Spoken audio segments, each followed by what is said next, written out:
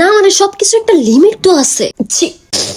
নাক মুছতে মুছতে নাকের খালবাল সব উড়াই লাইলাম। এইভাবে চলতে থাকলে আর কিছুদিন পরে নাকের হাড়ের আনবক্সিং ভিডিও করা যাবে। এটা পুরাটা ভেজা, ওইটা ভিজে গেছে দেখে এখন একটু বড় দেখে লইলাম।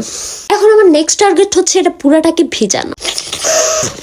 আমি বুঝি না নাহের মধ্যে এত পানি আয় কম মিথ্যে। সারাদিনে মনে হয় ঠিক মতো 3 গ্লাস পানিও খাই না, আর এদিকে নাকের মধ্যে 5 বোতল বাইরেই গেলে। এখন এইটাই আমার সারাদিনের সঙ্গী।